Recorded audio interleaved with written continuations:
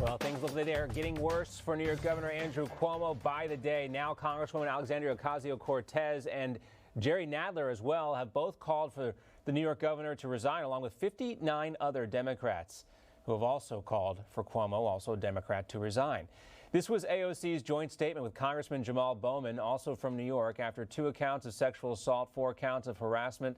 The Attorney General's investigation finding the governor's admin hid nursing home data from the legislature and the public. We agree with the 55-plus members of the New York State legislature that governor must resign.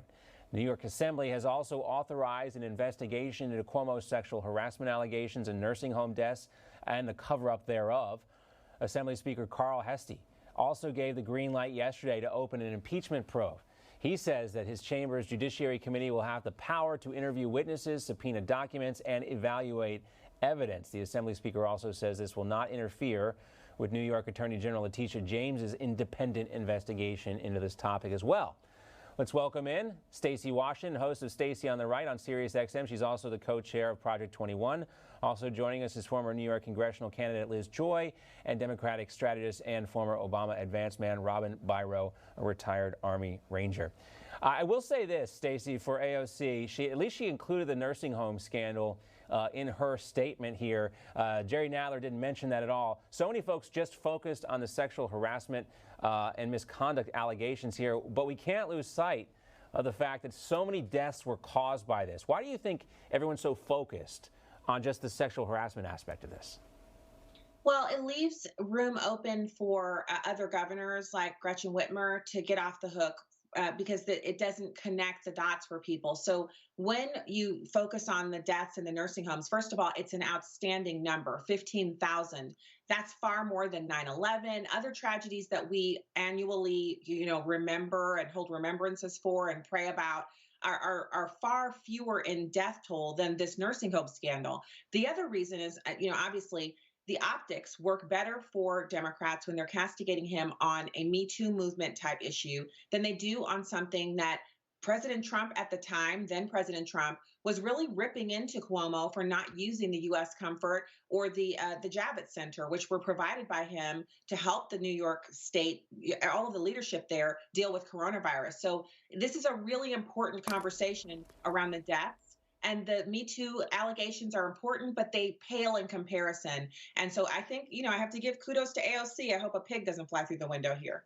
Well, sometimes, a broken clock is right twice a day here, and this might be a similar situation with AOC. But Robin, Stacy mentioned the situation with Governor Whitmer. There was some discussion that she may have done something similar. We also have the situation with Governor Cuomo that nobody's really talking about, that he also ordered a similar kind of policy for a special needs facilities in New York as well. And he's not the only one. We also have a situation in Pennsylvania with Governor Wolf there and Rachel Levine, who's now in the Biden administration. There's talk of there were similar policies there. So, is it because Democrats want to focus on the sexual harassment stuff, they don't want to expose these other governors and officials, as Stacy is indicating? Do you think that's what's up here?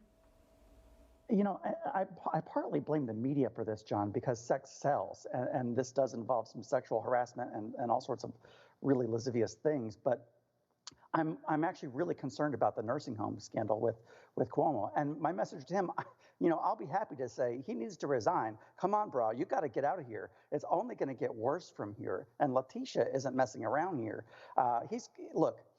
Go join the board of directors for some shady outfit. Go star in some Law and Order episodes. Go Dancing with the Stars. Anything but this. Dancing with the Stars. I don't want to see that. I've already seen too many things I can't unsee. No offense to Sean Spicer, including Sean Spicer on Dancing with the Stars. And I kid, because I love Sean, but that you left that door wide open there for me, Robin. Liz, let me take it back to a more serious situation, because I know you have made accusations against Cuomo as well. I don't want to get into those too much because we haven't been able to independently verify those, and there's certain things we obviously don't want to get into here. But the AOC is now calling for him to resign. He says he's not going to do that. I mean, I think he has to be living in a fantasy land right now. Well, he is living in a fantasy land, and he's always lived in a fantasy land. He's never taken accountability for anything at all. And I'm glad to see that AOC has come out and said something. I don't have a lot of confidence in Andrea Stewart-Cousins, and I don't have a lot of confidence in Carl Heastie. Let's not forget that it took Andrea Stewart-Cousins, even when there were 3 women that came forward with allegations. She said, oh, well, if another one comes forward, then I'll actually call for his resignation. Well, then there was 4, then there was 5, and then there was 6 with the groping allegations that finally made her come forward. So remember that this is the Democratic legislature that brought forward the failed bail reform, which increased our shootings and our crime throughout every single New York City that we actually have. And this is also the New York State legislature that voted themselves pay raises during a pandemic. So I don't have a lot of confidence in them. I do know the gentleman who lost a son in the group home, Michael Carey, who's been ringing the bell on the group homes for years. And he's the one that started this movement to bring that into light along with the nursing home deaths.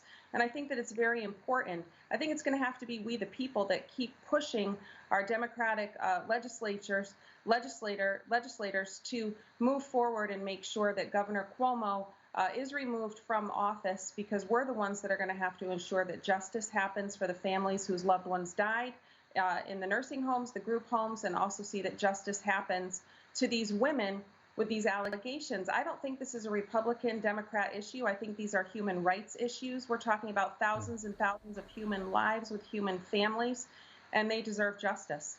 Yeah, where's Kirsten Gillibrand on all this stuff? She was always so vocal, too, about, believing all women and all that type of stuff. You think she'd want to come forward on this as well. Also, when you've lost Bill de Blasio, maybe it's time to pack it in. Here is the New York City mayor. The specific allegation, the governor called an employee of his, someone who he had power over, called them to a private place, and then sexually assaulted her, is absolutely unacceptable. It is disgusting to me. And he can no longer serve as governor. It's as simple as that. And again, I would like to ask Mayor de Blasio, Stacy, where was this type of righteous indignation when thousands of people were dying?